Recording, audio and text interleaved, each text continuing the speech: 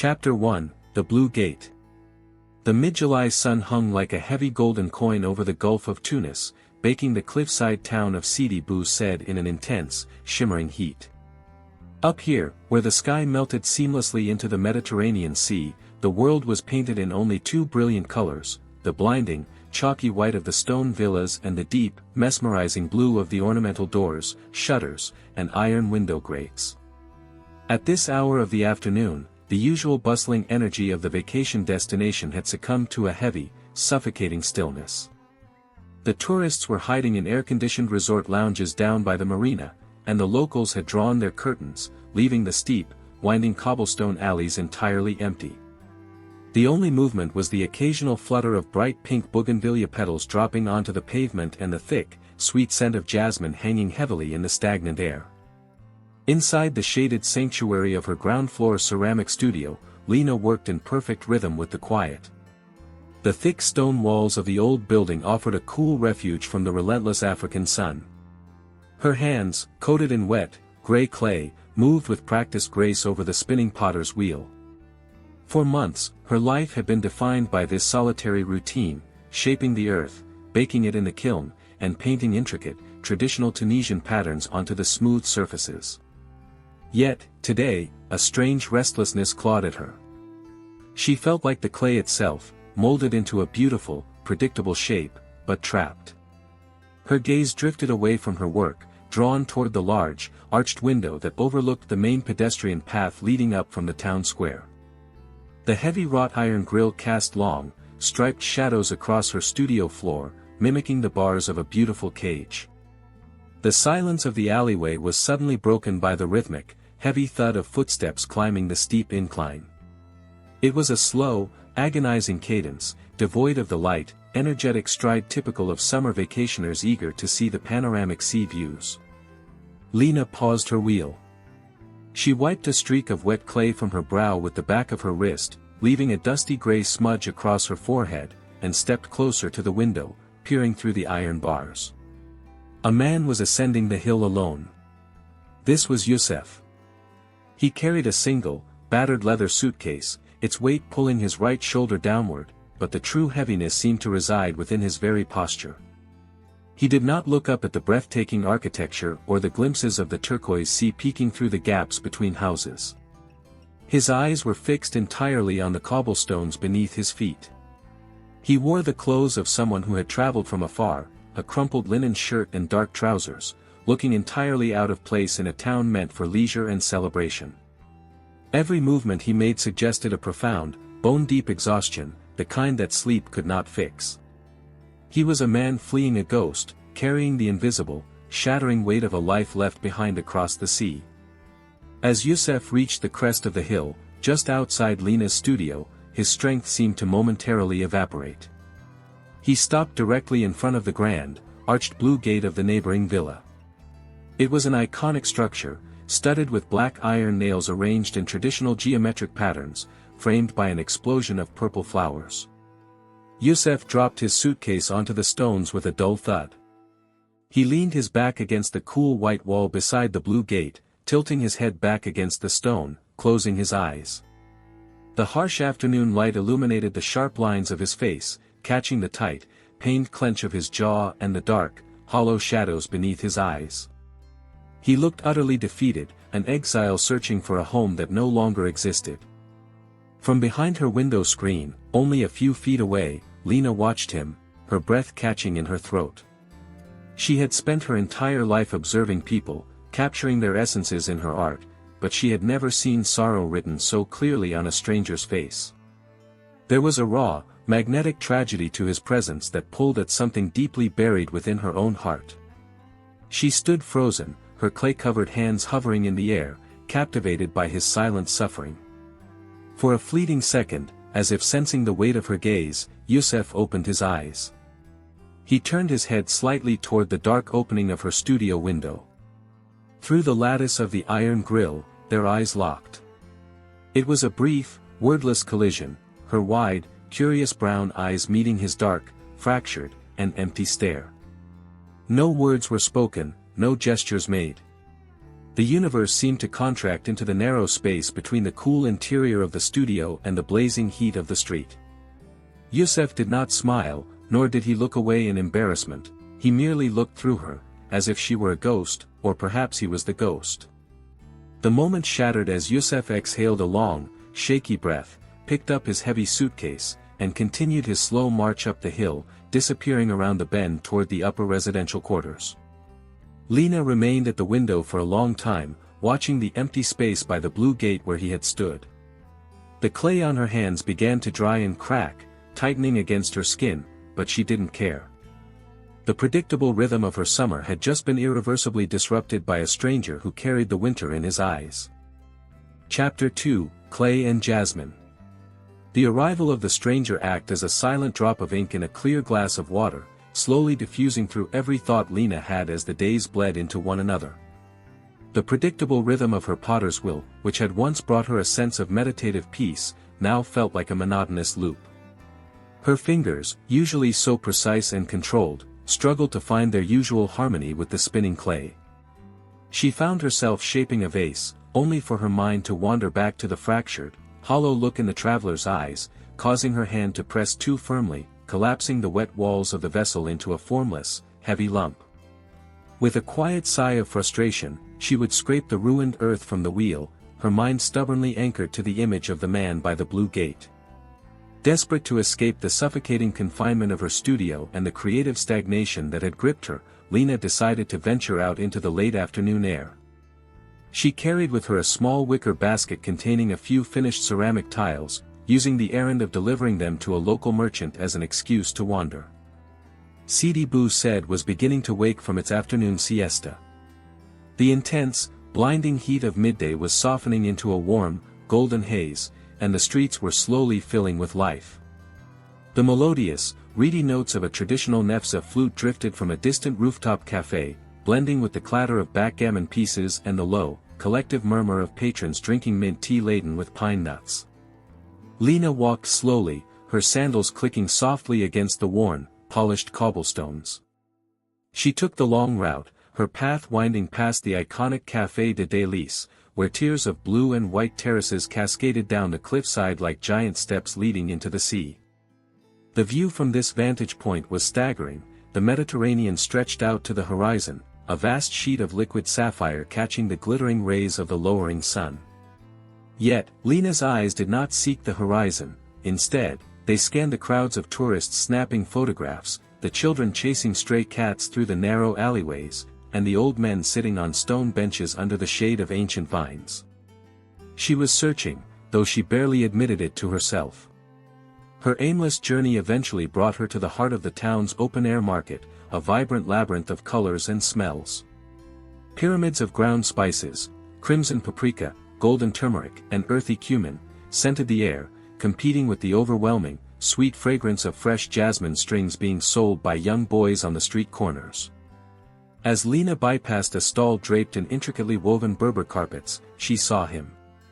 Yusef was sitting alone at a small, rusted iron table at the far edge of an uncrowded outdoor cafe, half hidden beneath a sprawling canopy of purple bougainvillea. He looked different today, yet entirely the same. He had changed into a clean, light blue linen shirt that mirrored the color of the town's famous shutters, but the profound melancholy that enveloped him had not lifted. Before him sat a glass of traditional Tunisian tea, untouched, the steam having long ceased to rise from its rim. A small, leather-bound notebook lay open on the table, a heavy brass pen resting in the crease of the pages, but he wasn't writing. Instead, Yusef's gaze was fixed on the horizon, watching the distant, hazy silhouettes of cargo ships moving across the Gulf of Tunis. His left hand unconsciously toyed with his ring finger, rubbing the bare skin where a ring had clearly lived until very recently, a repetitive, phantom gesture of grief and loss. He was physically present in this paradise of vacationers, but emotionally, he was thousands of miles away, trapped in a wreckage of his own making.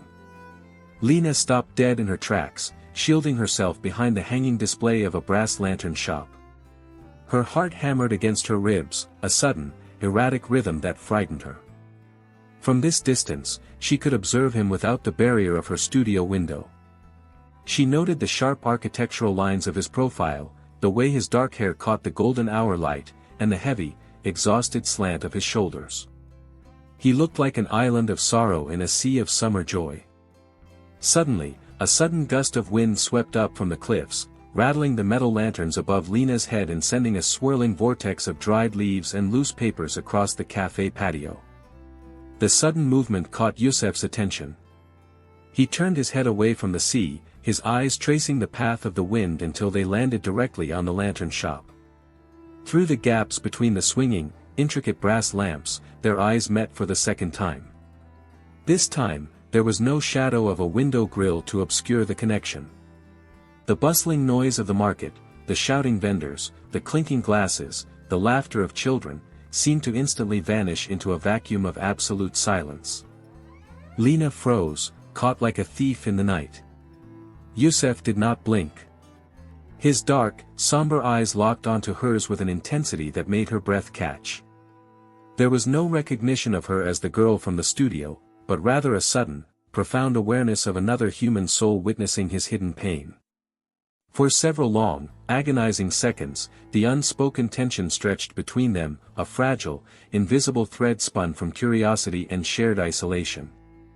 Overwhelmed by the raw intimacy of the moment, Lena broke the gaze first. Feeling a burning blush creep up her neck, she looked down, clutched her wicker basket tightly against her chest, and turned away, stepping quickly into a side alley. She walked fast, her heart pounding in her ears, leaving the market and the stranger behind. But as she hurried home through the falling twilight, the scent of jasmine seemed thicker than ever, and she knew that the quiet sanctuary of her old life was gone forever. Chapter 3, The Marina Shadow. The shifting rhythm of the sea always dictated the life of Farid, a man whose skin had been deeply bronzed by years of salt crust, harsh Mediterranean wind, and the relentless Tunisian sun. As the master of operations at the Sidi Bou Said Marina, located at the base of the towering cliffs, his days were usually consumed by the practical, grounding realities of maritime life. He understood the tension of heavy mooring ropes, the precise calibration of marine engines, and the unpredictable moods of the Gulf of Tunis. He was a man of action and silent reliability, anchored completely to the physical world around him. Yet, lately, his focus had slipped, drifting away from the luxury yachts and wooden fishing vessels under his care, pulled entirely upward toward the white and blue town resting on the cliffs above. Farid had known Lena since they were children chasing waves along the sandy shore. For as long as he could remember, his quiet devotion to her had been the steady, unmoving axis of his universe. He knew every expression of her face, the subtle shifts in her posture when she was troubled, and the exact way she held herself when her creative energy was flowing. But over the past week, as he visited her studio under the guise of dropping off freshly caught seafood or helping her move heavy sacks of raw clay, he had noticed a troubling change. Lena was physically present, but her spirit seemed to be constantly reaching for something just out of sight. Her eyes frequently darted to the arched window, and her thoughts seemed to wander into a heavy, preoccupied silence that he could not penetrate. Driven by a protective, restless instinct, Farid walked up the steep stone steps from the marina to the village during the golden hour of twilight, carrying a gift he had spent hours searching for along the rocky shoreline, a perfectly intact, iridescent Triton seashell, its pearlescent interior catching the fading pink light of the sunset like a trapped piece of the ocean. He walked with a light, purposeful stride, eager to see the familiar spark of gratitude in Lena's eyes. However, as he approached the entrance of the open-air market near the central plaza, his steps slowed to a sudden halt. The natural camouflage of the crowded evening streets allowed him to slip unnoticed into the deep shadow of an arched stone doorway. From this vantage point, his keen eyes, trained to spot the smallest disruptions on the open sea, immediately locked onto a scene that made his chest tighten with a cold, unfamiliar dread. There stood Lena, frozen near a display of swinging brass lanterns. She wasn't looking at the artisan wares or the bustling crowds of vacationers. Her entire universe had contracted, her gaze locked in an intense, unyielding visual embrace with a stranger sitting at a secluded cafe table. Farid's eyes shifted to the man, Yusef. He recognized the type immediately, a visitor from across the sea, carrying the polished, detached aura of the diaspora, dressed in tailored linen that had never known hard labor. Farid watched the way the stranger looked back at Lena, his dark eyes carrying a profound, magnetic sorrow that seemed to hold her captive, spinning an invisible web of intimacy between them in the middle of the crowded square. Farid's hand clenched tightly around the Triton shell in his pocket, the sharp ridges pressing painfully into his calloused palm. He felt a sudden, sickening wave of displacement. He had spent his entire life building a quiet foundation of closeness with Lena, yet this nameless traveler, who had merely stepped off a plane or a boat days ago, had managed to draw an emotional intensity from her that Farid had never witnessed before. The silent dialogue passing between Lena and Yusuf was an uncharted territory where Farid had no map, a sudden and threatening storm on a clear horizon. When Lena finally broke the spell, turning away with flushed cheeks to vanish down a side street, Farid did not follow her. Instead, he stepped fully out of the shadows, his towering frame casting a long, imposing silhouette across the cobblestones. He walked slowly toward the cafe patio, his heavy boots contrasting sharply with the light sandals of the tourists. He stopped a few paces from Yusuf's table, deliberately positioning himself between the stranger and the path Lena had taken. Yusuf, sensing the sudden presence, turned his head away from the sea. His melancholy eyes met Farid's hard, unblinking stare. Farid did not say a word, nor did he make a hostile gesture. Instead, he simply stood his ground, his broad shoulders squared, his gaze carrying the ancient, territorial weight of a man defending his home. He allowed his eyes to slowly trail from Yusuf's face down to the untouched tea, and then back up, delivering a silent, unmistakable warning that hung heavily in the evening air: "You are a visitor passing through, do not disrupt what belongs to this earth." Yusuf did not flinch, but a subtle shadow of understanding crossed his pained features. He quietly looked down at his leather notebook, acknowledging the unspoken boundary that had just been drawn. Farid turned on his heel and walked away, descending the dark cliffside steps back toward the empty marina. The beautiful seashell remained heavy in his pocket, undelivered, as the first stars began to pierce the deep violet sky over Tunisia. Chapter 4, Noor's Invitation. The arrival of the weekend transformed Sidi Bou Said into a vibrant canvas of celebration, as the summer vacation season reached its glittering peak. Bunting stretched across the main avenues, and the scent of grilled meats, burning charcoal, and orange blossom water drifted through the upper village. Inside a grand, multi-tiered villa tucked away behind a canopy of ancient olive trees, Noor moved with the effortless grace of someone who belonged to the sun. As Yusuf's younger cousin, she possessed none of the heavy, brooding energy that he had imported from his life abroad.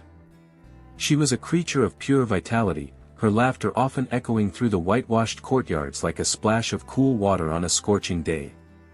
She had watched Yusuf closely since his arrival, noting the way he retreated into the shadows, his quiet rejection of the beautiful coastal paradise around him, and she had decided that his self-imposed exile would end tonight. Noor had spent her afternoon preparing for the town's premier summer cultural event, the annual art exhibition hosted at the Dar El Anabi, a historic mansion-turned-museum that epitomized traditional Tunisian grandeur.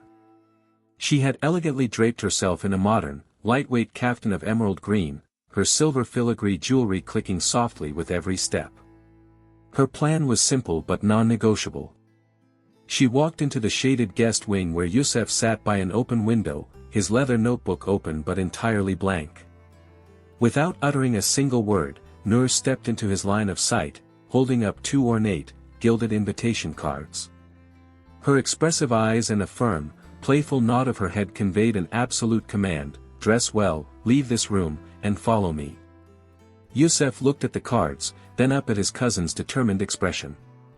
Realizing that resistance was futile against Noor's infectious determination, he gave a slow, defeated nod and reached for a crisp white shirt. An hour later, the courtyard of Dar El Anabi was a sea of refined elegance. Guests mingled beneath the towering stone arches, surrounded by intricate stucco work and floors paved with cool, polished marble. Musicians in the corner played soft, classical Andalusian melodies on the oud and canon, the acoustic strings weaving through the warm evening air. Noor led Yusuf through the crowd, proudly introducing him to acquaintances with expressive hand gestures, though Yusuf merely offered polite, distant bows of his head. He felt like an invisible man wandering through a dream, until Noor stopped abruptly in front of the main gallery wall, her face lighting up with genuine admiration. The exhibition featured the summer collection of the town's most prominent young artisan, and as Youssef raised his eyes to look at the display, his breath caught in his throat. Arranged on velvet-covered pedestals and mounted against the pristine white walls were dozens of breathtaking ceramic pieces.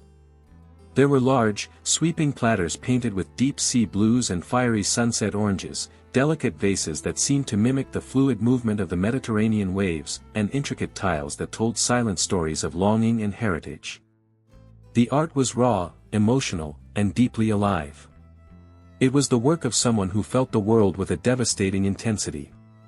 Youssef stepped closer, completely mesmerized, his hand rising instinctively to trace the smooth glaze of a beautiful, wave-patterned urn. Sensing a shift in the crowd behind him, Youssef turned around. The sea of guests had parted slightly to welcome the artist of the evening. Lena stepped into the gallery, looking radiant yet visibly anxious. She wore a simple, elegant dark dress that contrasted sharply with her usual clay-stained work clothes, her dark hair pinned back with a delicate jasmine blossom. She was being congratulated by patrons, her hands clasped politely in front of her, but her eyes were restless, scanning the room as if looking for an escape from the overwhelming attention. Noor, ever the social catalyst, immediately recognized Lena and began to wave her over with an enthusiastic smile. Lena's gaze followed the motion, her eyes sweeping across Noor's emerald kaftan before locking directly onto the tall, broad-shouldered figure standing right beside her. The crowded, noisy gallery seemed to instantly dissolve into a vacuum of absolute stillness. Across the span of the marble floor, over the heads of the whispering elite, Youssef and Lena stared at one another. This was their third meeting, but the context had completely shifted. There were no window grilles separating them, no market stalls to hide behind. They stood in the full, unyielding light of her creative triumph. Youssef looked at her, his dark eyes no longer entirely empty, instead, they carried a sudden, burning realization that the woman who had witnessed his deepest sorrow was the very same soul who had created the magnificent, passionate art surrounding him. Lena saw the profound, unbroken attention in his gaze, her heart hammering wildly against her chest, a beautiful crimson blush creeping into her cheeks. Noor looked between the two of them, her sharp intuition instantly catching the heavy, unvoiced electricity vibrating in the air. A knowing, subtle smile curved her lips as she realized her invitation had accomplished far more than she had originally intended. She had set a wheel in motion, unaware of the deep waters, and the shadows of Farid, that waited just beyond the gallery doors. Chapter 5, The Midsummer Festival. The night of the annual Midsummer Festival arrived like a fever dream, bathing Sidi Bou said in an ethereal, golden radiance. It was the absolute zenith of the summer season, a night when the boundaries between the past and the present seemed to blur under the Tunisian stars. Long, sweeping strings of paper lanterns were strung across the whitewashed streets, casting a warm, flickering amber glow onto the cobblestones below. The air was thick and intoxicating, heavy with the competing scents of roasting almonds, sweet mint, and the ubiquitous, piercing fragrance of night-blooming jasmine. From the central square, the deep, hypnotic thud of the darbuka drum began to echo, its rhythmic heartbeat drawing everyone out of their homes and down toward the communal celebration. Lena walked through the swirling crowds, her mind completely detached from the festive joy surrounding her. Her successful art exhibition at Dar el Anabi had passed in a blur, but the memory of Youssef's intense, unyielding gaze across that crowded gallery remained burned into her consciousness. She felt an unfamiliar, restless electricity humming beneath her skin. She wore a traditional white linen dress, its hem embroidered with delicate silver threads that caught the lantern light with every step she took. She was looking for him, her eyes scanning the sea of laughing faces, passing tourists, and dancing children, her heart beating in time with the distant drums. Unbeknownst to her, a different pair of eyes was tracking her every move. Farid stood on the elevated stone steps of a nearby cafe, half hidden by the broad leaves of a potted fig tree. His face was a mask of stoic, dark contemplation. He had watched Lena dress for the festival, had seen the uncharacteristic care she took with her hair, and his protective instincts had hardened into a cold, heavy certainty. He knew she wasn't looking for the familiar comfort of her childhood friends. His eyes drifted from Lena's radiant figure to the far edge of the square, where a tall, solitary silhouette had just emerged from the shadows of an alleyway. Yusef had arrived, brought there by Noor, who had quickly vanished into a circle of her own friends, leaving him to navigate the festival alone. He looked less like a ghost tonight. The warm lantern light softened the harsh lines of his pained face, and his dark eyes were alert, sweeping over the crowd with a distinct, searching urgency. When his gaze finally landed on Lena, his entire posture changed. The heavy, defeated slant of his shoulders vanished, replaced by a sudden, magnetic focus. As if pulled by an invisible tide, the two began to walk toward one another through the shifting currents of the festival. The crowd seemed to magically part for them, a sea of strangers separating to let two souls collide. They met at the edge of the central plaza, beneath a magnificent canopy of ancient olive trees draped in hundreds of tiny, glittering white lights. The roar of the festival, the laughter, the shouting street vendors, the clattering brass cups, seemed to fade into a soft, ambient hum. The darbuka drums shifted cadence, moving into a slower, more hauntingly melodic rhythm as an oud player joined the melody, weaving a tapestry of sound that was impossibly romantic. Without a single word spoken, Yusef extended his hand toward Lena, his palm open, his eyes offering a silent, vulnerable plea. Lena looked at his hand, then up at his face, seeing the raw sincerity replacing his usual sorrow. With a steady breath, she placed her hand in his. Her fingers were small and delicate against his broad, calloused palm, but the physical contact sent a visible jolt through both of them. They began to move together, stepping into the traditional, slow dance of the region. It was a dance of posture and proximity, requiring no spoken instructions. Yusef's left hand rested gently at the small of Lena's back, a warm, reassuring weight that guided her through the turns, while her hand remained anchored to his shoulder. They moved with a seamless, fluid grace, their bodies communicating what their lips could not. With every turn, the heavy sorrow that had defined Yusef since his arrival seemed to chip away, replaced by a profound, grounding peace. Lena looked up into his eyes, her heart swelling with an emotion so intense it frightened her. They were completely lost in each other, spinning beneath the canopy of stars and lanterns, a silent testament to a love that was growing in the quiet spaces between them. But the illusion of isolation was shattered. Far across the plaza, standing beneath the cold, unyielding shadow of a stone archway, Farid watched them. His hands were clenched into white-knuckled fists at his sides, his chest heaving with a silent, agonizing rage. He saw the way Lena smiled up at the stranger, a smile she had never shared with him. He saw the tenderness in Yusef's touch, and the utter surrender in Lena's body language. The seashell in his pocket felt like a burning coal against his thigh. The midsummer joy of the town became a bitter mockery of his own heartbreak, and as the dance reached its climax, Farid turned his back on the light, melting into the dark, silent alleys of the cliffside, a dangerous shadow looming over their brief, beautiful paradise. Chapter 6, A Letter Untranslated.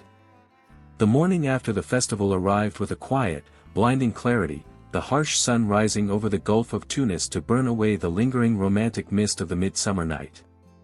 For Lena, the studio felt different now, the air was charged with a lingering warmth from the dance beneath the olive trees. Yet, the practicalities of her life demanded her return to reality. She spent her morning tidying up the small, stone-paved cafe patio adjacent to her studio, where patrons often lingered to admire her pottery. As she wiped down the rusted iron tables, her rag caught on a heavy, leather-bound notebook left forgotten on a chair under the withered bougainvillea canopy. It belonged to Yusef. Lena lifted the notebook carefully, its cover worn and smelling faintly of cedarwood and stale tobacco. Her intention was merely to place it safely inside her studio until he returned, but as she picked it up, a loose piece of thick, cream-colored paper slid from between the pages and fluttered to the stone floor. She knelt to retrieve it. It was an envelope, unstamped but heavily creased, as if it had been opened and refolded hundreds of times. The handwriting on the front was elegant, fluid, and distinctly feminine, spelling out Yusef's name in a language Lena could not easily read, French, penned with a frantic, delicate hand. Driven by a sudden, irresistible curiosity that felt like a betrayal of the silent bond they had formed, Lena stepped into the dim light of her workshop and carefully drew the letter from its sleeve. Though her mastery of the foreign language was limited, the raw anatomy of the page spoke volumes. Key words leaped out at her from the elegant script: regret, toujours, pardon, and a name signed at the bottom with a small, neat flourish: Chloe. The ink was smudged in several places, the paper warped by what could only have been dried tears. A cold weight settled in the pit of Lena's stomach.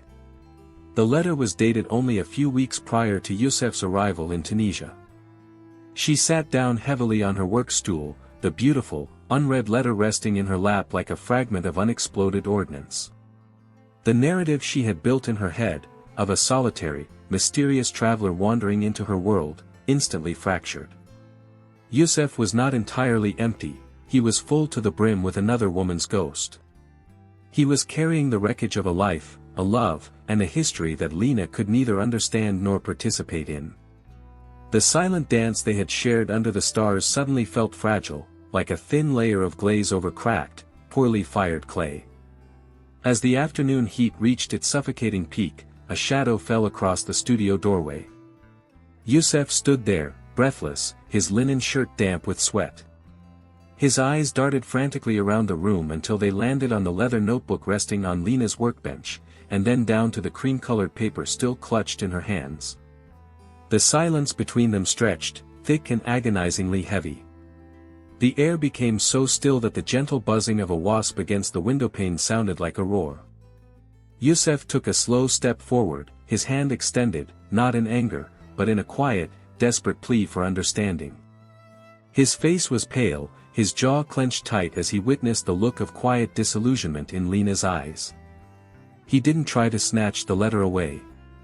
Instead, his gaze dropped to the floor, his shoulders slumping back into that familiar, defeated posture that had characterized his first day in Sidi Bou Said. Lena stood up slowly. Without looking at his face, she carefully folded the letter, slipped it back into its creased envelope, and placed it precisely on top of the leather notebook. She did not throw it, nor did she show outward anger, her movements were deliberate, marked by a dignified, crushing reservation. She stepped back, creating a physical distance between them that mirrored the sudden, vast emotional chasm that had opened up. Yusef reached out and picked up his belongings. He looked at Lena, his pained eyes begging her to read past the foreign words, to understand that the letter was a relic of a past he was trying to bury, not a reality he was trying to maintain. But the silence between them was no longer a bridge, it had become a wall built from a language she could not translate, and secrets he could not voice. He turned slowly and walked out into the blazing, unforgiving heat, leaving Lena alone in the shadows of her studio, the scent of jasmine suddenly turning bitter in her throat. Chapter 7, The Cliffside Promenade. The heavy, unresolved tension from the discovery of the letter hung over the town like the low-lying sea fog that occasionally rolled in from the Mediterranean during the sweltering summer nights. For 3 days, Lena stayed hidden away inside her workshop, her hands working furiously but mindlessly, churning out generic plates and bowls just to keep her fingers moving. She felt a deep, hollow ache in her chest, a sense of foolishness for allowing her heart to open so quickly to a man who was clearly still tethered to another life across the sea. Yet, as the heat of the third day finally broke, giving way to a cool, indigo twilight, she found herself suffocating within the stone walls. She needed air, she needed the vastness of the sea to make her own troubles feel small. Lena climbed the steep, familiar stone paths toward the upper ridges of Sidi Bou Said, far above the bustling tourist thoroughfares. Her destination was a secluded, narrow promenade that hugged the very edge of the towering cliffs, a place where local lovers rarely ventured due to its sheer drop and rugged terrain. The night was breathtakingly quiet. A massive, silver crescent moon hung low over the Gulf of Tunis, casting a wide, shimmering highway of pale light across the dark, undulating surface of the water below. The only sound was the distant, rhythmic sigh of the waves crashing against the rocks hundreds of feet beneath her and the dry rustle of parched grass clinging to the cliffside. She walked with her head down, her hands tucked into the pockets of her cardigan, completely lost in the labyrinth of her thoughts. As she rounded a sharp bend where an ancient, wind-swept pine tree leaned precariously over the abyss, she abruptly stopped. Yusef was already there. He was standing right at the edge of the low stone retaining wall, his hands resting on the rough masonry, staring out into the vast, silver-lit emptiness of the sea. He didn't hear her approach over the sound of the wind, or perhaps he was simply too deep within his own mind to notice. The moonlight illuminated the sharp, beautiful profile of his face, revealing an expression of such profound, unadulterated loneliness that Lena's lingering resentment instantly evaporated, replaced by a sudden, overwhelming wave of empathy. He looked like a man standing at the edge of the world, debating whether to let the wind carry him away. As if sensing a change in the air currents, Yusef turned his head. His eyes met hers, and for a terrifying second, Lena thought he might turn and walk away, retreating back into his fortress of silence. But he didn't move. Instead, he slowly shifted his body, opening his posture toward her, his dark eyes carrying a vulnerable, silent invitation. He didn't offer an explanation, and she didn't demand one. The letter, the foreign words, the ghost of Chloe, all of it seemed to fade into insignificance against the backdrop of the immense, timeless sea. Lena took a slow, deliberate step forward, then another, until she was standing beside him at the wall, her shoulder just inches from his. They stood in absolute silence for several long minutes, both staring out at the horizon where the dark sky met the darker water. The shared silence was no longer the heavy, suffocating wall of the studio, it had transformed into something gentle, a shared sanctuary where words were completely unnecessary. Slowly, almost imperceptibly, Yusef shifted his right hand along the cool stone of the wall. His fingers moved with an agonizing caution, centimeter by centimeter, until the side of his hand brushed against hers. Lena felt a sudden, electric warmth bloom at the point of contact, a sharp contrast to the cool night breeze. She did not pull away. Instead, she turned her palm slightly upward, allowing her fingers to loosely interlace with his. His grip tightened gently, his broad, warm hand enveloping hers with a quiet, desperate intensity, as if he were a drowning man and she was the only anchor keeping him tethered to the earth. No words were spoken, no grand confessions made under the silver moonlight. But as they stood there on the cliffside promenade, their hands firmly locked against the cold wind, an unspoken truth was established between them, whatever wreckage lay in his past, and whatever fears lay in her future, they were choosing to face the vast, unpredictable night together. Chapter 8, Farid's Ultimatum. The fragile tranquility established on the moonlit cliffside evaporated like morning dew as a relentless, oppressive heatwave rolled over Sidi Bou Said, turning the white-walled town into a shimmering furnace. Down at the marina, the water was unnaturally still, a flat sheet of gray glass reflecting a sky heavy with dust blown in from the southern deserts. Farid worked in the suffocating heat with a savage, restless energy, hauling thick, brine-soaked mooring ropes across the wooden docks until his hands bled beneath his calluses. His mind was consumed by the image he had witnessed from afar the previous night, Lena climbing toward the high promenade, her silhouette melting into that of the traveler against the silver backdrop of the Gulf. The silent understanding between them had solidified his worst fears, morphing his lifelong devotion into a desperate, protective fury. As the sun began its descent, casting long, menacing shadows across the empty docks, Farid saw Yusef descending the steep stone steps that connected the upper village to the marina. Yusef was walking slowly, his posture lighter than before, his face softened by the lingering memory of Lena's hand in his. He had come down to the water seeking a cool breeze, entirely unaware of the trap that awaited him at the water's edge. Farid dropped the heavy iron anchor he was carrying with a resounding, metallic crash that echoed off the hulls of the moored yachts, drawing Yusef's attention immediately. Farid stepped into the center of the narrow wooden pier, blocking Yusef's path entirely. The contrast between the two men was stark and absolute. Farid stood tall and broad, his shirt drenched in sweat, his skin coated in salt and grease, looking like an ancient extension of the Tunisian coast itself. Yusef, though athletic, wore the clean linen of an outsider, his hands unblemished by the harsh realities of maritime labor. For several agonizing seconds, neither man moved. The only sound was the gentle, rhythmic creaking of the boat straining against their ropes and the distant, lonely cry of a gull circling the bay. Farid took a slow, deliberate step forward, closing the distance until he was standing a mere breath away from the traveler. He did not raise his fists, nor did he alter his stoic, stone-carved expression, but his entire body vibrated with a dangerous, coiled tension. He reached into his pocket and pulled out the iridescent Triton seashell, the gift he had intended for Lena, now a bitter symbol of his displaced affection.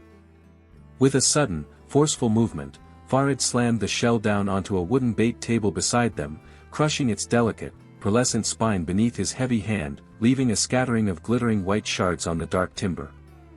He then raised his eyes to lock into Yusef's dark stare. Farid's hand rose slowly, his index finger extending to press firmly against Yusef's chest, directly over his heart. He held it there, a heavy, unyielding accusation. His gaze drifted slowly up toward the white villas on the cliffs, then back down to Yusef's face, before his hand swept outward toward the open, endless horizon of the Mediterranean Sea. The body language was an absolute, terrifyingly clear ultimatum, forged from a lifetime of unrequited love and fierce territorial pride: you do not belong to these shores, and she does not belong to your world. Your presence is a destructive storm. Take your suitcase, look to the horizon, and leave before you shatter her completely, or I will ensure this vacation town becomes your ruin. Yusef did not step back. Despite the physical intimidation, he stood his ground, his jaw clenching tightly as he absorbed the raw violence of Farid's silent warning. He looked down at the crushed fragments of the seashell, then up into Farid's eyes, seeing the deep, agonizing heartbreak that fueled the fisherman's rage. Yusef's expression shifted from surprise to a profound, quiet sorrow. He did not offer a defensive posture. Instead, he slowly lowered his head, acknowledging the gravity of the threat and the undeniable truth that his presence had brought chaos to Lena's peaceful life. Farid dropped his hand, turned his back on the stranger, and vanished into the dark interior of a nearby boat hangar, slamming the heavy wooden door shut. Yusef remained frozen on the pier for a long time, the hot desert wind whipping his shirt against his skin, looking out at the vast, darkened sea as the realization of the danger surrounding his summer romance began to weigh heavily on his chest. Chapter 9: The Approaching Storm. The oppressive heatwave that had fueled Farid's silent fury reached a sudden, violent breaking point. By mid-afternoon, the golden light of Sidi Bou Said was completely swallowed by an ominous, purple-black wall of clouds rolling violently across the Gulf of Tunis. The Mediterranean changed from a placid sheet of sapphire into a churning, slate-gray monster, its whitecaps crashing viciously against the base of the cliffs. A fierce, howling wind tore through the narrow alleys, rattling the heavy blue shutters and sending loose pottery, dried palm fronds, and blankets of pink bougainvillea tumbling across the empty cobblestones. The vacationers had vanished, fleeing the exposed walkways for the absolute safety of their hotel rooms, leaving the upper town abandoned to the elements. Lena had been walking along the upper ridges when the first heavy drop of rain struck her shoulder like a stone. She hurried along the exposed cliffside path, her light cotton dress whipping frantically around her legs, her dark hair torn from its pins by the gale. The wind was so deafeningly loud that she didn't realize someone was running up the steep path behind her until a warm, firm hand suddenly gripped her elbow. She turned, startled, to find Yusef standing beside her. His white shirt was already damp, his face tense with a fierce, protective urgency. He looked down at her with eyes that carried no trace of his usual hesitation, only a desperate desire to keep her safe from the rising tempest. The rain began to fall in earnest now, a blinding, vertical sheet of water that erased the horizon and turned the steep stone paths into rushing, slick rivers. Seeking immediate shelter from the deluge, Yusef pointed toward a crumbling stone archway half hidden by overgrown cactus and wild olive trees just off the main path. It was the entrance to an abandoned colonial-era villa, its roof partially caved in but its thick stone walls still standing firm against the elements. They bolted through the tangled vines, bursting into the dry, sheltered sanctuary of the villa's central salon. The sudden transition from the roaring chaos of the storm to the interior stillness was jarring. The only light came from the occasional flash of lightning illuminating the cracked plaster walls, followed seconds later by the deep, window-rattling boom of thunder that shook the very foundations of the cliff. Lena leaned against a cool stone pillar, her chest heaving as she tried to catch her breath, her shivering frame drenched from the brief exposure. Youssef stepped away, his boots clicking softly on the dusty terracotta floor tiles. He wrung the water from his linen shirt, his broad shoulders squared against the dim light of the open doorway. As the immediate adrenaline of their flight subsided, an entirely different kind of storm began to brew within the confines of the ruined salon. The emotional tension between them, stretched tight by the discovery of the letter and the dark shadow of Farid's unspoken threats, peaked in the absolute confinement of the room. Youssef turned to face her. The lightning flashed, casting his sharp features into stark relief, revealing the raw, unshielded vulnerability that he had spent the entire summer trying to hide. He took a slow, deliberate step toward the pillar where she stood. He did not touch her, but his proximity was an overwhelming, magnetic force. He raised his hand, his fingers trembling slightly as he reached out to gently brush a wet strand of dark hair away from her face. His touch was impossibly soft, a silent apology for the chaos his arrival had brought into her world, a silent declaration that despite the ghosts of his past and the dangers of the present, he was entirely hers in this moment. Lena looked up into his eyes, her initial fear completely replaced by a profound, heart-stopping certainty. She saw the truth of his feelings written in the tight clench of his jaw and the fierce, unblinking intensity of his gaze. She didn't pull away.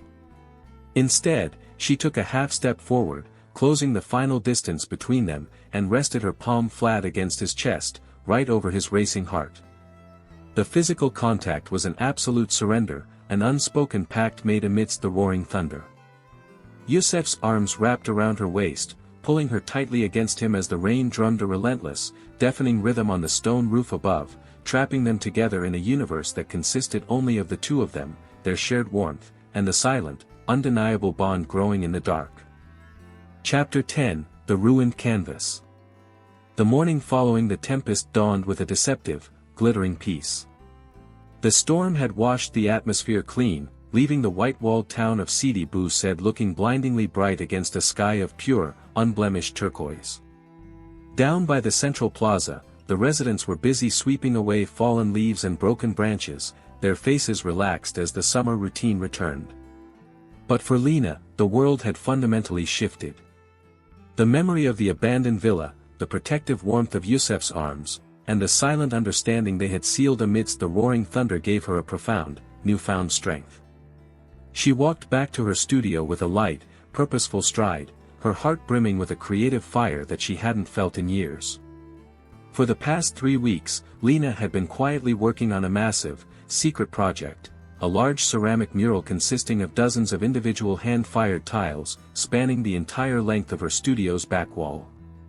It was her masterpiece, a visual love letter to her home, capturing the fluid energy of the Mediterranean waves, the geometry of the blue gates, and, subtly hidden within the sweeping indigo lines, the melancholic silhouette of a traveler who had recently changed her life. It was a canvas of pure emotion, nearly complete, requiring only a final layer of protective glaze and a few delicate strokes of paint. She was eager to finish it, to display it to the world as a testament to the transformation occurring within her soul. However, as Lena stopped by a local merchant to drop off a delivery, a different figure approached her studio from the lower paths. Farid walked through the damp alleys, his face a grim, shadowed mask of exhaustion. He had spent the night of the storm on his boat, watching the cliffside, his mind eating itself alive with jealousy as he realized Lena had not returned home until the storm had completely passed. He knew she had been with the outsider. The ultimatum he had delivered to Youssef at the docks had been completely ignored, and the realization left him feeling cast aside, a stranger in the very town he had protected his entire life. Driven by a desperate, aimless urge to be near her things, Farid stepped through the unlocked door of Lena's studio. The room was empty, smelling of damp earth, linseed oil, and the lingering sweetness of fresh jasmine. He walked slowly past the rows of finished vases and plates, his heavy boots leaving dusty tracks on the floor. When he reached the rear chamber, he stopped dead in his tracks. The magnificent tile mural met his eyes, the morning sun streaming through the iron window grates to illuminate its vibrant colors. Farid stepped closer, his eyes tracing the beautiful, sweeping waves of indigo and cobalt. Then, his gaze locked onto the central section of the canvas. There, rendered with unmistakable tenderness, was the unmistakable posture of Yusuf, standing by the blue gate. The realization struck Farid like a physical blow to the chest. It wasn't just that Lena was infatuated with the traveler, she was immortalizing him in her art, embedding his memory into the very fabric of her lifework. The space Farid had occupied in her heart for decades had been entirely overwritten in a matter of weeks. A sudden, blinding wave of absolute rage and betrayal consumed him. Blinded by a desperate, unthinking impulse to erase the outsider from her world, Farid lunged forward. He reached for a heavy iron crowbar resting near the clay kiln and swung it violently against the center of the wall. The sound of shattering ceramic exploded through the quiet studio like a gunshot. The iron bar smashed directly into the central tiles, fracturing the delicate pottery into hundreds of sharp, jagged shards that rained down onto the stone floor.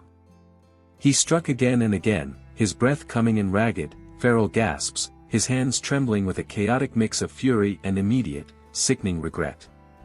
He didn't just destroy the likeness of Yusuf, his erratic swings cracked the surrounding pieces, fracturing the beautiful waves and shattering the depiction of the town they had both loved. The masterpiece was reduced to a heap of colorful rubble at the base of the wall. The heavy wooden door of the studio creaked open, admitting a shaft of bright sunlight. Lena stepped inside, a basket of fresh clay in her arms, a bright smile on her face. The smile instantly died.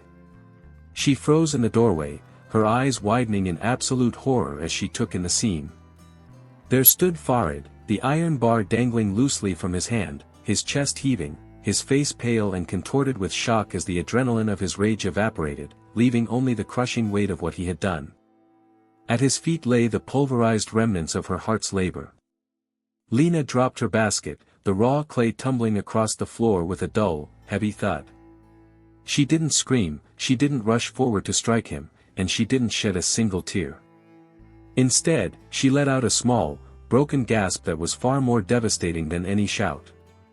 She took a step back, her hands rising to cover her mouth as she looked from the ruined canvas to Farid's eyes. The gaze she directed at her childhood friend was completely devoid of anger, instead, it was filled with a profound, freezing disillusionment, a sudden and total severance of the bond they had shared since infancy. She looked at him as if he were a monster, a destructive stranger who had shattered her sanctuary. Unable to endure the crushing weight of her silent judgment, Farid dropped the iron bar. It hit the floor with a hollow clang. He turned and fled past her, bursting out into the blinding sunlight, running blindly down the steep paths toward the safety of the dark sea. Lena slowly sank to her knees amidst the broken shards of her masterpiece, her fingers brushing the cracked, painted pieces of clay as the heavy silence of the ruined room closed in around her, marking the absolute end of the summer's innocence. Chapter 11, The Arrival. The news of the ruined mural spread through the close-knit artisan community of Sidi Bou Said like a quiet, mournful whisper, casting a heavy pall over the remaining weeks of summer. Lena stayed firmly barricaded inside her workshop, refusing to open her shutters to the morning light. The shattered fragments of ceramic still lay scattered across the stone floor, a colorful graveyard of her hopes that she could not bring herself to sweep away. She felt entirely hollowed out, her sanctuary violated by the one person who should have protected it. The beautiful, fragile bridge she had been building toward Yusuf now felt impossibly distant, obscured by the smoke of Farid's destructive rage. Yet, a completely different disruption was brewing down at the luxury resort docks of the lower town. The afternoon ferry from Tunis arrived, slicing through the calm, turquoise waters of the Gulf and releasing a fresh wave of affluent vacationers into the sun-drenched paradise. Among the arriving travelers stepped a woman who looked as though she had been lifted directly from the pages of a high-fashion Parisian magazine. This was Chloe. She possessed a sharp, striking elegance that contrasted violently with the soft, organic beauty of the local Tunisian women. Dressed in a tailored cream suit, her eyes hidden behind oversized dark sunglasses, she moved with the confident, demanding stride of someone who expected the world to bend to her will. Chloe stood at the edge of the bustling pier, her gaze raking over the whitewashed buildings clinging to the cliffs with a look of cool detachment. She had not come to Sidi Bou Said for a vacation, she had come to reclaim what she believed belonged to her. In her slender fingers, she clutched a small piece of paper with a handwritten address, the villa of Yusef's family. Noor happened to be at the central plaza, purchasing a bundle of fresh mint from a street vendor, when she saw the elegant stranger ascending the steep cobblestone path with a driver carrying her expensive luggage. Noor's sharp intuition, honed by a lifetime of navigating the complex social circles of the diaspora, immediately flared with a sense of danger. She recognized the name from the frantic letters Yusef had hidden in his room, and as she observed the woman's sharp profile, a sickening realization gripped her chest. The past had caught up with them. The ghost that Yusef had spent the entire summer trying to outrun had materialized on their very shores. Driven by a desperate impulse to shield her cousin from a sudden emotional ambush, Noor quickly slipped into the shadows of a side alley, using her intimate knowledge of the town's secret shortcuts to sprint ahead. She cut through narrow residential pathways and vaulted over low stone walls, her heart pounding wildly against her ribs. She needed to warn Yusef, to give him a chance to brace himself before the fragile peace he had fought so hard to find was shattered completely. She burst into the sunlit courtyard of their family villa, gasping for air, her emerald green caftan catching on a stray rosebush. Yusef was sitting near the central fountain, his hands turning a small piece of unbaked clay over and over, his thoughts clearly anchored to Lena's quiet suffering. Noor stopped before him, her face pale, her chest heaving as she raised her hands in a frantic, sweeping gesture. She pointed first toward the main entrance gate of the village, then mimicked the motion of writing a letter, before crossing her wrists in a sharp, definitive negative sign. Yusef stood up slowly, the piece of clay slipping from his fingers and cracking on the marble tiles. He looked at his cousin's expressive, panicked face, and the truth hit him with the force of a physical blow. The pained, defensive clench of his jaw returned instantly, the lines of his face hardening as the heavy, suffocating winter of his past rushed back to reclaim him in the middle of the Tunisian summer. The gate to the courtyard groaned on its hinges, and a long, elegant shadow fell across the sunlit stone, signaling the arrival of a storm that no stone walls could protect them from. Chapter 12, Broken Glass. The blinding afternoon glare turned the white terraces of Sidi Bou Said into a surreal, bleached landscape, mirroring the stark numbness that had settled into Lena's heart. For days, she had remained an island within her own hometown, but the absolute confinement of her studio had finally become too heavy to bear. Needing to ground herself, she gathered her leather-bound sketchbook, a repository of her most intimate thoughts, charcoal drawings, and unfinished designs, and ventured out into the sun-drenched village. She sought the comfort of anonymity among the crowds of wealthy vacationers who filled the upper avenues, hoping the ambient noise of summer would drown out the persistent echo of shattering ceramic that haunted her sleep. Her aimless footsteps eventually led her toward the high, sweeping terrace of a prominent restaurant overlooking the main plaza. The air here was filled with the clatter of silverware, the rich aroma of grilled sea bass, and the gentle, melodic breeze sweeping up from the Mediterranean. Lena paused at the edge of the terrace entrance, her hand resting against a white stone pillar, her eyes scanning the outdoor tables for an empty corner where she might sit unnoticed. Instead, her gaze froze, locked onto a sight that made the blood run cold in her veins. Sitting at a prominent terrace table, framed by the brilliant blue sky, was Yusef. But he was not alone. Sitting directly across from him was the elegant, foreign woman Lena had seen arriving at the docks, Chloe. The contrast between them was devastating. Chloe was leaning forward, her oversized sunglasses pushed up onto her dark hair, her expressive hands gesturing gracefully as she spoke with an intense, familiar urgency. She looked perfectly at home in this high-end resort setting, an undeniable piece of the sophisticated, European life Yusef had left behind. Lena's eyes shifted to Yusef. He was sitting completely still, his hands clasped tightly together on the white tablecloth, his face a hard, unreadable mask of stoic concentration. From Lena's distant vantage point, she could not see the deep pained conflict in his eyes, nor could she understand that his rigid posture was one of absolute emotional defense. To her, witnessing them together from afar, the scene carried a crushing, unmistakable intimacy. The letter she had found in his notebook had come to life. The past had not just caught up with him, it had sat down at his table, reclaiming its place in his world with effortless ease. A sudden, sickening wave of vertigo washed over Lena.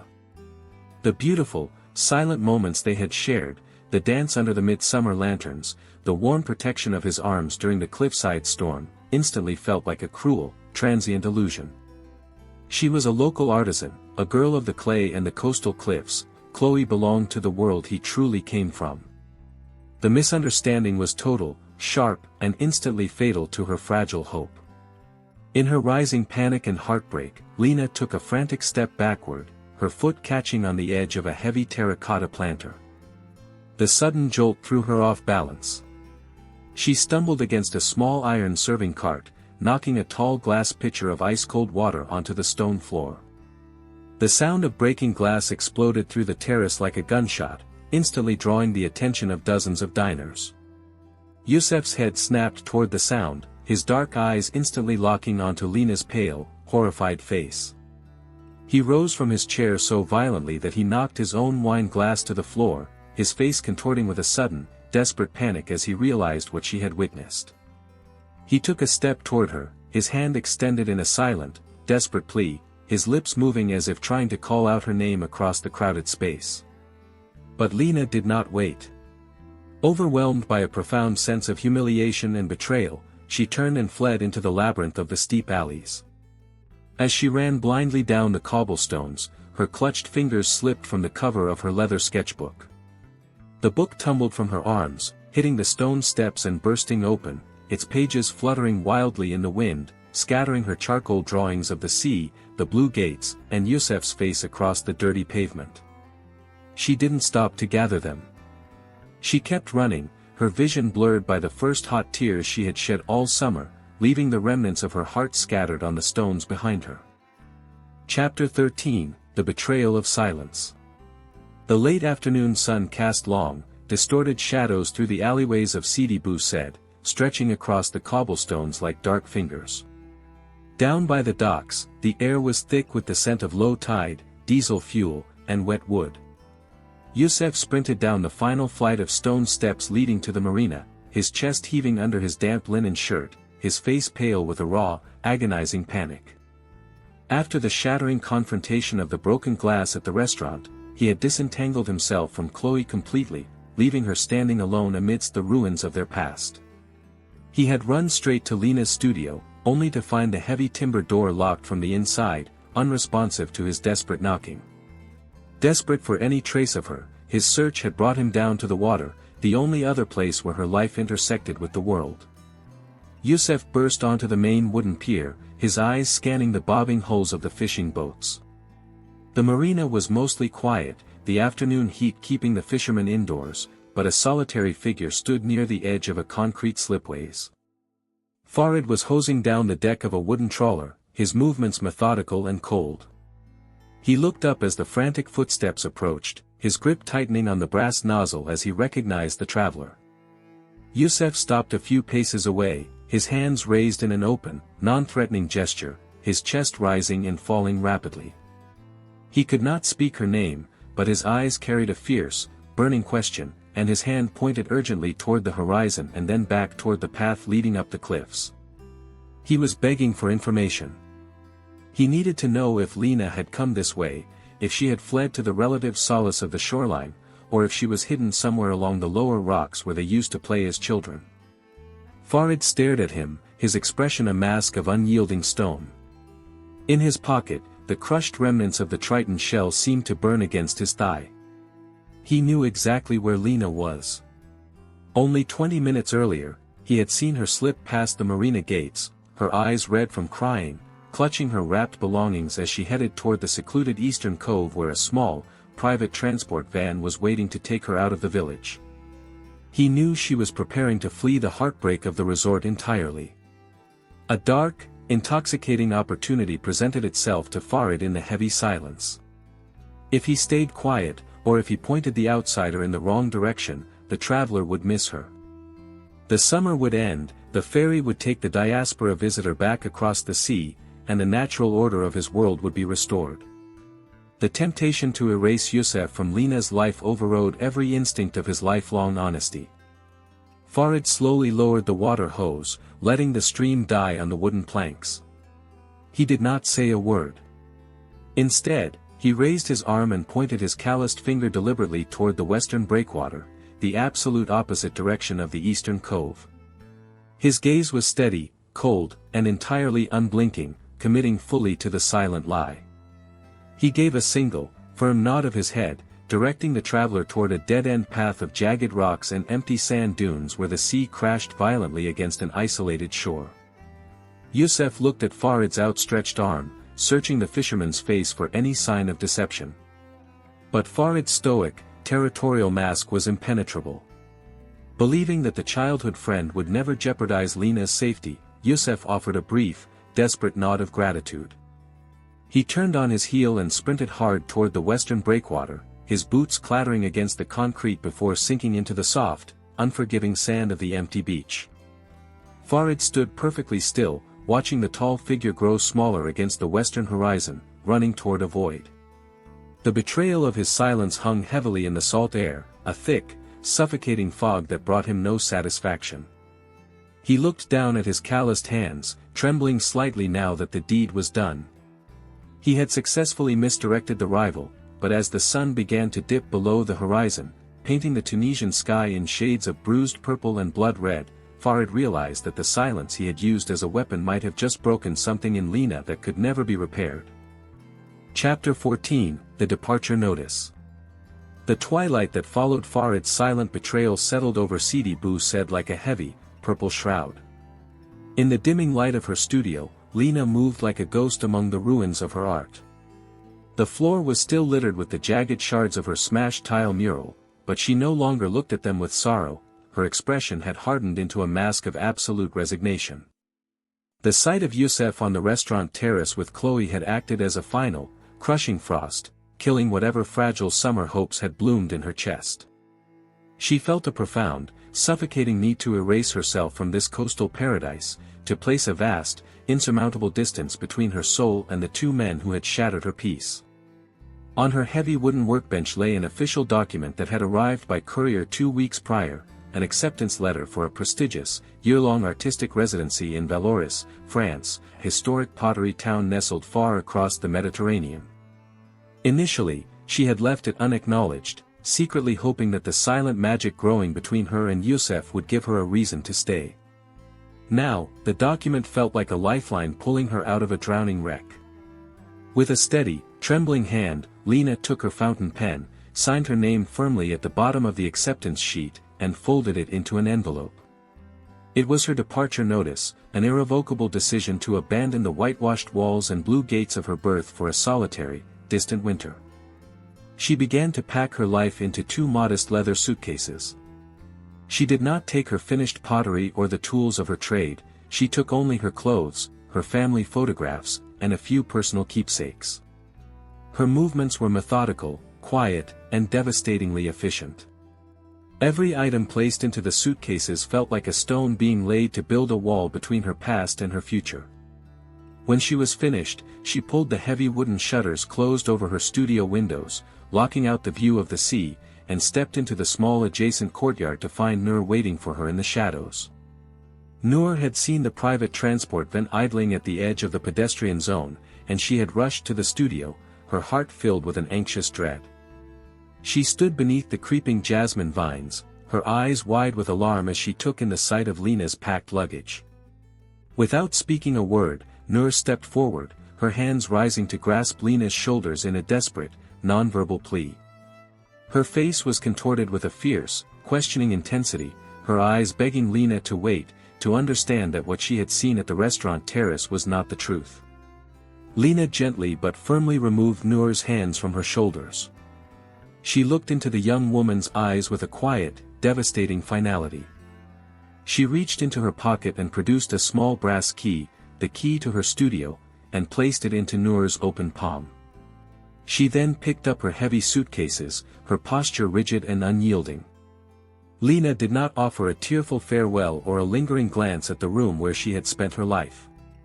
She turned her back on the courtyard, her sandals clicking softly against the stone floor as she walked out into the dark alleyway toward the waiting vehicle. Noor remained frozen under the jasmine canopy, clutching the cold brass key to her chest, watching the tail lights of the transport van vanish down the winding, steep road toward the train station, leaving the upper village emptier than it had ever been. Chapter 15, The Twist of the Key. The heavy absence of Lena hung over the family villa like the suffocating dust of a desert windstorm. Inside the high-ceilinged guest quarters, the atmosphere was thick with a grim, administrative finality. Yusef's vacation had officially come to an end. His flight back to his life abroad was scheduled for the following morning, and he moved through the room with the hollow efficiency of an exile preparing to return to a cold, familiar prison. He had spent the entire night scouring the western breakwater and the jagged coastline, misled by Farid's silent treachery, until his boots were ruined and his spirit was completely broken.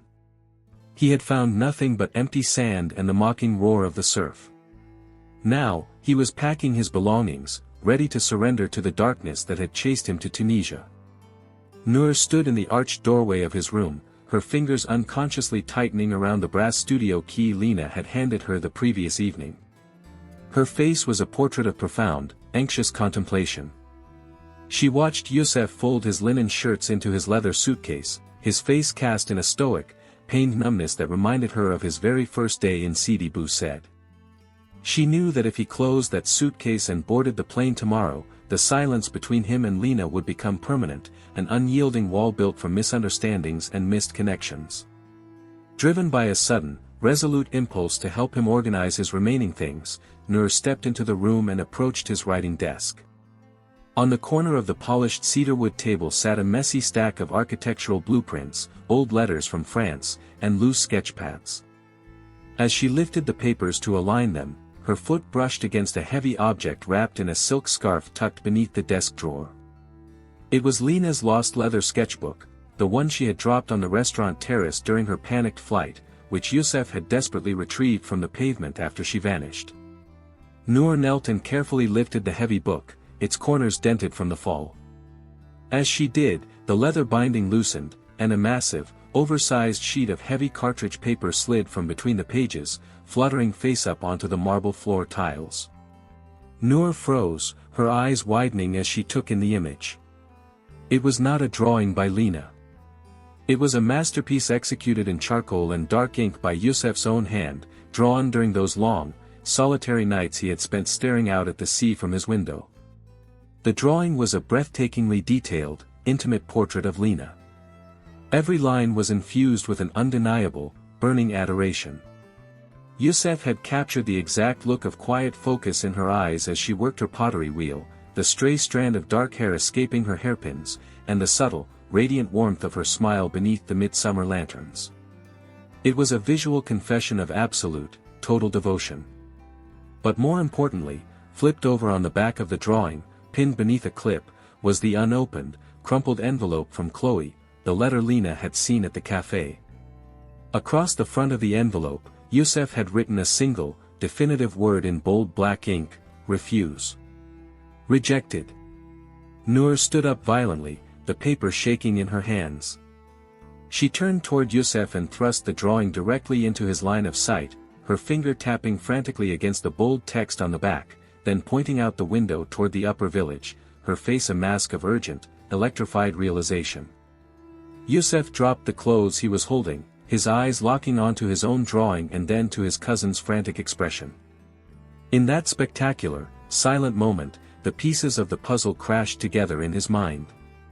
He realized why Lena had fled the restaurant terrace. She hadn't just seen him with Chloe, she believed he was reconciling with his past. She didn't know he had used that very meeting to reject Chloe completely and permanently end their history. The misunderstanding that had driven her away was fully revealed in the quiet light of the room. The twist of the key in Noor's pocket suddenly felt like a ticking clock, and as Yusef stared at the drawing, a fierce, desperate spark of hope ignited in his dark eyes, shattering his numbness and preparing him for one final, impossible race against time. Chapter 16, Farid's Guilt. The morning following Lena's quiet departure brought no relief to the heavy, salt-crusted air of the Sidi Bou Said marina. Down on the wooden docks, the world moved with its usual mechanical indifference, but for Farid, the universe had shrunk to the dimensions of an unbearable, self-inflicted prison. He stood at the edge of the concrete pier, the water hose dangling uselessly from his hand, his eyes staring blankly at the flat, oily surface of the harbor. He had spent the entire night awake, the silence of the sea offering no comfort to his roaring conscience. He had achieved exactly what his jealousy had demanded.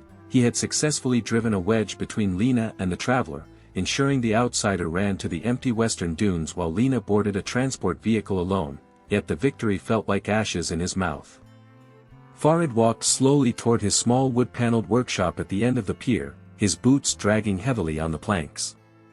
The small space smelled of motor oil, hemp ropes, and old varnish.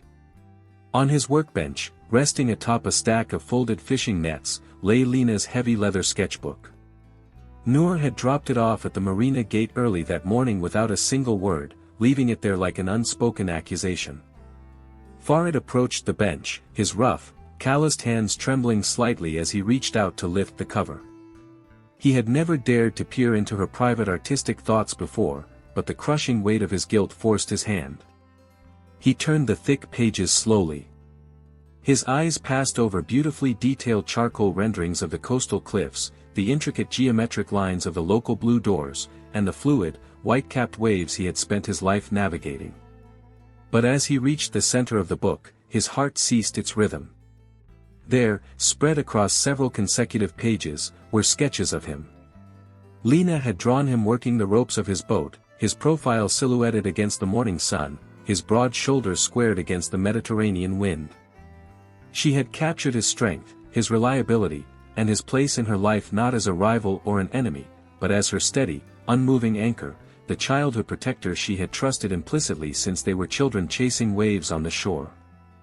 Beneath one of the drawings, she had traced a small, elegant border of painted jasmine petals, the traditional local symbol of pure, unbroken friendship and respect.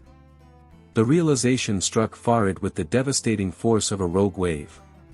He hadn't been fighting to protect Lena from an outsider, he had been fighting to satisfy his own selfish pride. In doing so, he had shattered the one thing she valued most, her absolute trust in him. He looked down at his calloused hands, the very hands that had wielded the iron bar to pulverize her ceramic mural, and a profound, suffocating waves of disgust washed over him. The silence of his betrayal at the docks had not saved her, it had exiled her, driving her away from her home in complete heartbreak. Driven by a sudden, desperate urge to salvage whatever remained of his honor, Farid clutched the heavy sketchbook tightly against his chest and burst out of the workshop. He climbed the steep stone steps from the marina to the upper village with a frantic, savage speed, his chest heaving under his sweat-drenched shirt. He bypassed the tourist cafes and the central market, running straight toward the courtyard of Yusef's family villa. He found Yusef standing near the central fountain, his bags packed, his face a mask of absolute defeat as he prepared to leave for the airport. Farid stopped in the arched entrance, his breathing ragged, his body trembling with exhaustion and shame. The two rivals faced one another in the sun-drenched courtyard, the tension between them vibrating in the hot air. Without taking a step closer, Farid slowly extended his broad, scarred arms, holding Lena's leather sketchbook out toward Yusef like a peace offering. He did not say a word. Instead, he gave a single, firm nod toward the steep road that led down toward the regional train station, his eyes carrying a fierce, unvoiced command, "Take it, run, and undo the damage my silence has caused." Yusef looked from the book to Farid's pained, repentant eyes. Sensing the profound weight of the fisherman's silent confession, Yusef stepped forward, gripped the leather book, and gave Farid a brief, understanding nod of mutual sorrow before turning to begin his final, desperate sprint through the whitewashed streets. Chapter 17, The Station Horizon. The late afternoon sun was sinking rapidly toward the horizon, casting long, melancholy shadows across the concrete platforms of the regional train station at the base of the cliffs. Down here, removed from the romantic charm of the upper village's white walls and blue gates, the landscape felt stark, industrial, and heavy with transition. The air was thick with the scent of hot iron, dry dust, and the exhaust of idling buses. The regular clatter of the tracks and the occasional hiss of pneumatic brakes provided a rhythmic, mechanical soundtrack that contrasted sharply with the timeless murmur of the Mediterranean waves. It was a place designed entirely for departures, an architectural threshold where summer vacations officially ended and the cold realities of ordinary life resumed. Lena sat alone on a rusted iron bench near the far edge of the platform, her 2 leather suitcases resting side by side at her feet. She looked small amidst the vastness of the terminal, her frame enveloped in a heavy dark shawl that shielded her from the rising coastal wind. Her hands were folded tightly in her lap, her fingers tracing the smooth, familiar fabric of her clothes rather than the clay she had loved so dearly. Her face was a portrait of absolute, frozen stillness. She had spent her entire life within the vibrant, artistic cocoon of Sidi Bou Said, but today, her eyes were fixed entirely on the parallel steel rails that stretched out into the distance, disappearing into the hazy industrial outskirts of Tunis. Around her, the station was a flurry of low-key, late-summer movement. Families of commuters hurried past, carrying colorful plastic bags and bundles of market goods, their footwear clicking sharply against the concrete. Vacationers from the capital were heading home, their children holding deflated beach balls and strings of faded jasmine flowers. Lena watched them all with a detached, hollow numbness. She felt like an invisible spectator caught in a slow-motion film, her own identity as an artist completely shattered by the emotional turbulence of the past weeks.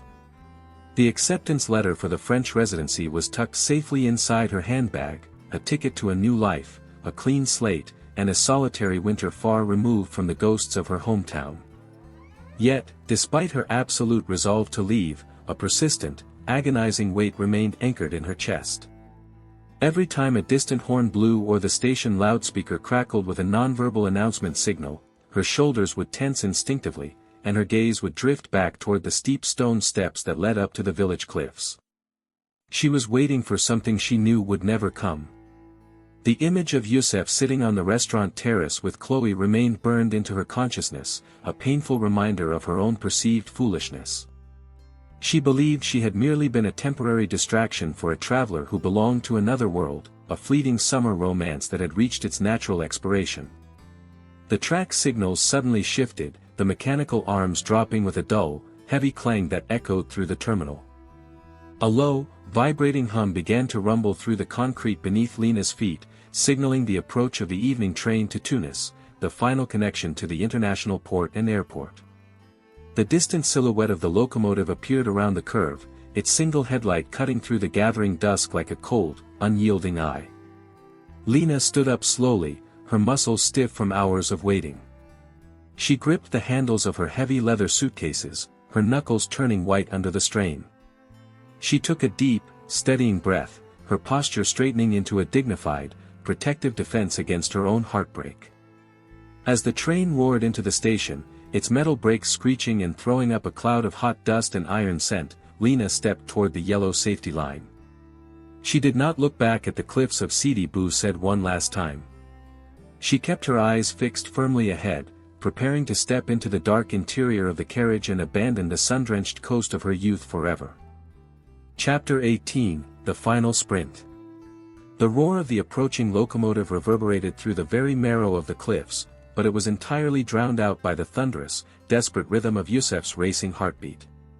He was running with a feral, terrifying speed that he did not know his body possessed, tearing down the final, precipitous flight of ancient stone steps that connected the high terraces of Sidi Bou Said to the transit hub below. His boots struck the slick cobblestones with a violent, rhythmic percussion, throwing up sparks of loose flint in the gathering gloom. His linen shirt was completely soaked through with sweat, torn open at the collar, and his lungs burned with a white-hot, agonizing fire that felt like inhaling molten glass. In his right hand, clutched against his ribs with a vice-like grip, was Lena's heavy leather sketchbook, the blueprint of her soul and the physical proof of his own unspoken devotion. He didn't care about the tourists who scattered in alarm as his broad figure hurtled past them like a runaway freight train, nor did he notice the thorny bougainvillea branches that whipped across his face, leaving thin, weeping trails of crimson across his cheek. His dark eyes were locked entirely on the low, industrial roof of the station complex emerging from the purple dusk at the bottom of the ridge.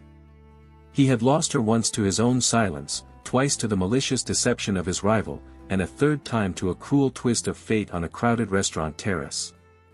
If he lost her tonight to the unyielding schedule of the evening train, the darkness that had chased him across the Mediterranean would permanently claim him, sealing his life in a permanent winter.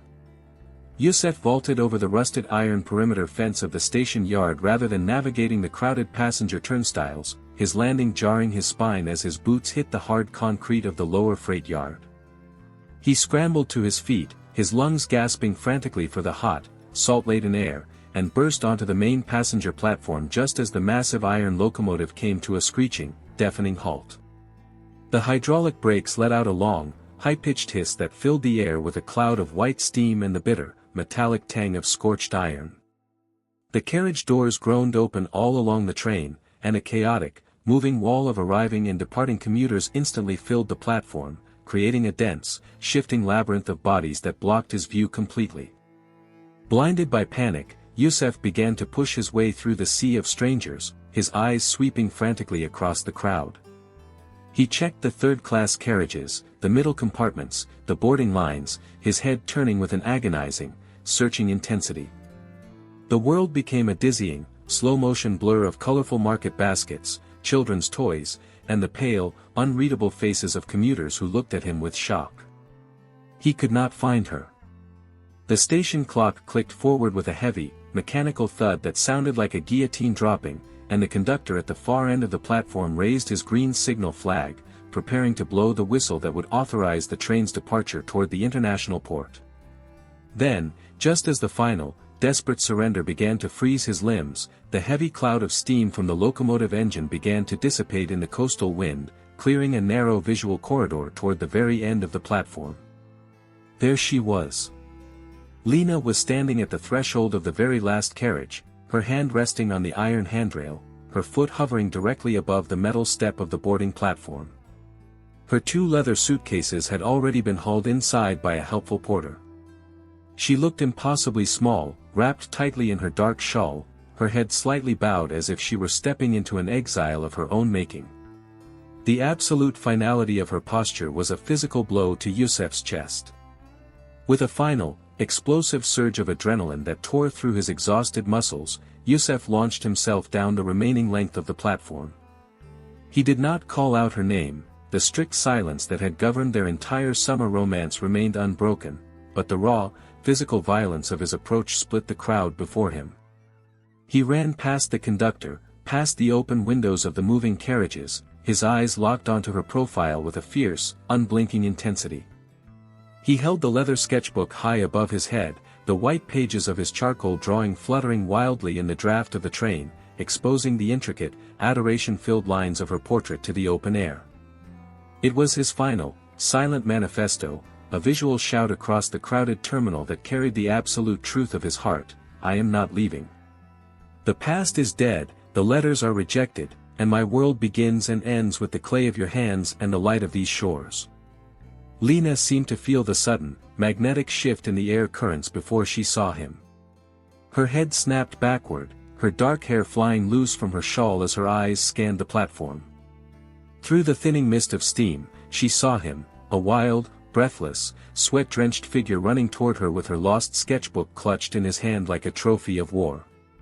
Her breath caught sharply in her throat, her foot freezing instantly above the train step as the sheer, undeniable reality of his presence shattered her numbness, setting the stage for a final, heart-stopping confrontation on the very edge of the tracks. Chapter 19, The Train Platform.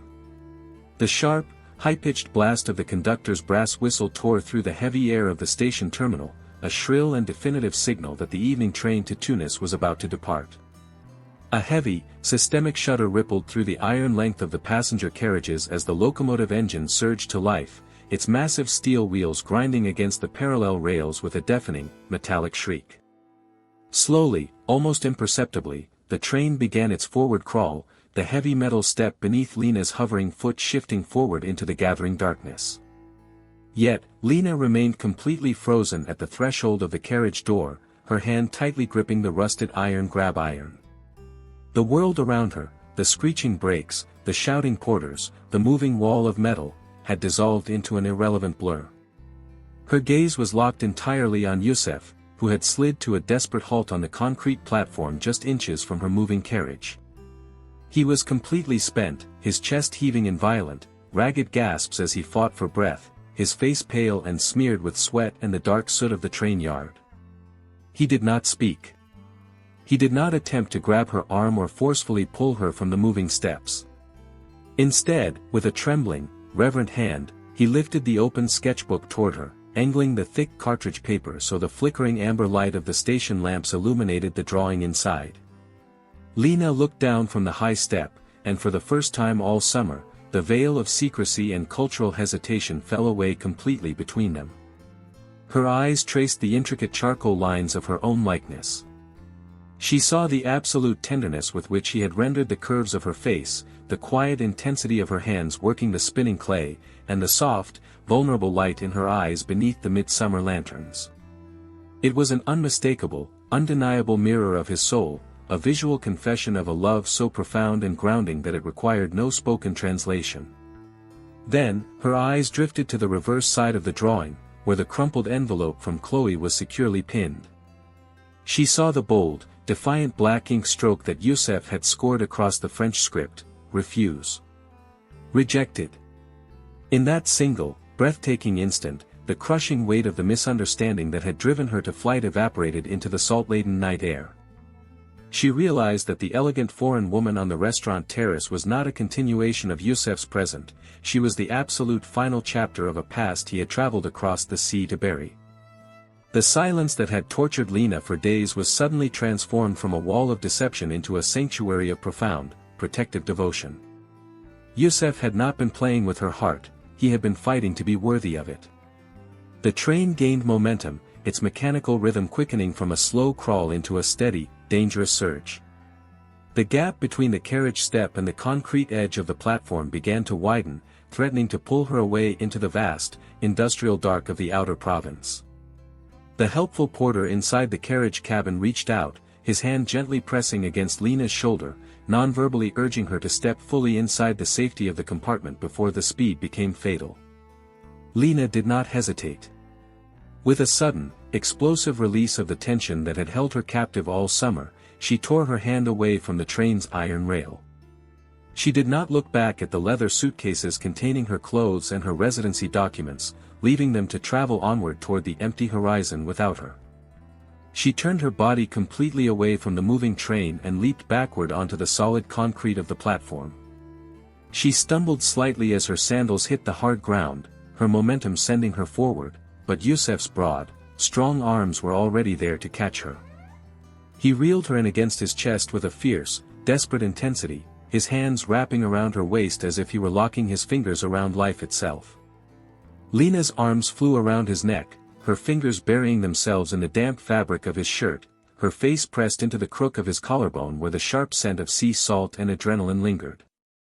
They stood perfectly anchored in the center of the platform as the long, dark shadow of the train roared past them, its metal carriages clicking rhythmically away until the red tail lights disappeared completely into the hazy distance, leaving the two of them entirely alone in the quiet, silver-lit station at the base of the cliffs.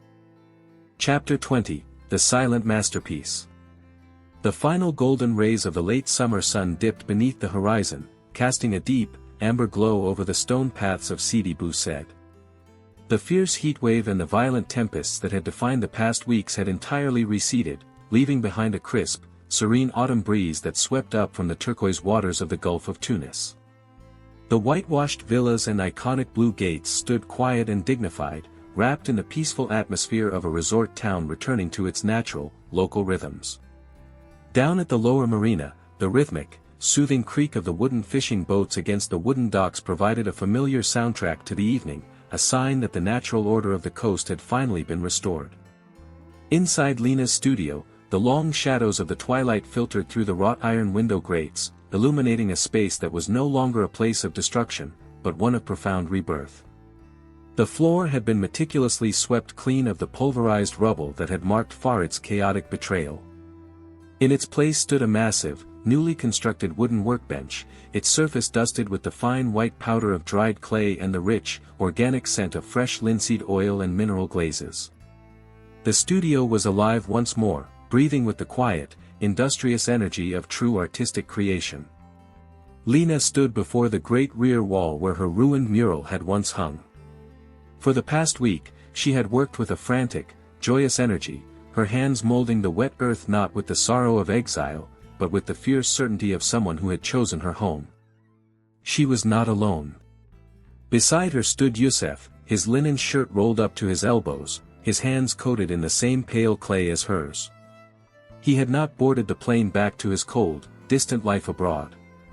The luggage he had packed had been unpacked, his architectural tools integrated into the workspace, and his life permanently anchored to the shores of his ancestry. Together, using their shared, silent language of gestures and glances, they had constructed something magnificent. The new masterpiece was not a simple replacement for the old one, it was a collaborative evolution. Spanning the entire length of the stone wall was a massive ceramic and charcoal installation. Lena had shaped the heavy, fluid waves of the Mediterranean and the geometric arches of the village gates from thick, hand-fired tiles, while Yusef had used rich black ink and raw charcoal to render the intricate, delicate human textures directly onto the unglazed surface. In the center of the installation, where the iron bar had once caused the greatest devastation, they had deliberately left a jagged, deep fracture in the masonry.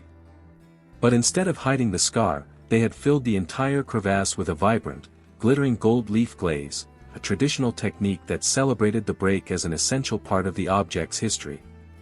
Hidden within the sweeping golden lines was the unmistakable silhouette of a man and a woman standing hand in hand against a moonlit cliffside promenade, their forms permanently fused into the clay. It was a visual testament to the truth they had discovered, that a bond broken and deliberately repaired can become infinitely stronger and more beautiful than one that had never known a storm. A soft shadow fell across the open doorway, interrupting the fading light. Farid stood there on the threshold, his broad frame silhouetted against the indigo twilight of the alleyway. He did not step inside, nor did he raise his eyes to meet theirs. His posture was marked by a deep, quiet humility, his calloused hands tucked loosely into his fisherman's belt. He had come merely to witness the rebirth of the sanctuary he had violated, to offer his silent presence as a final act of penance. Lena turned slowly from the wall. She looked at her childhood friend, her eyes tracing the familiar, weathered lines of his face. The freezing disillusionment that had defined their last encounter had softened into a gentle, melancholy understanding. She took a step toward the doorway and reached for a small, finished clay vessel resting on the nearby shelf, a traditional Tunisian water jug, painted with a simple, elegant border of white jasmine petals, the universal local symbol of pure, unbroken respect and reconciliation. Without a word, Lena walked forward and placed the heavy jug gently into Farid's broad, scarred hands. Her touch was brief, but it carried the absolute weight of a silent forgiveness, a declaration that while the innocence of their youth could never be restored, the lifelong bond of their shared shore would not be discarded. Farid gripped the cool ceramic tightly against his chest, his jaw clenching as he gave a single, deep nod of gratitude. He turned and walked slowly back down the steep paths toward the dark sea, his spirit finally unburdened by the weight of his guilt. Lena walked back to the center of the studio, where Yusef was waiting for her in the dimming light. He extended his hand, his fingers coated in dry clay, his dark eyes carrying a serene, unblinking adoration. She placed her hand firmly in his, their fingers interlacing with an easy, natural familiarity. They turned together to look at the completed mural, the gold leaf catching the very last rays of the sun, illuminating the dark room with a warm, resilient glow. The long summer of secrecy, misunderstandings, and storms had finally ended, leaving them anchored to the clay of the earth and the timeless, beautiful silence of the Mediterranean night.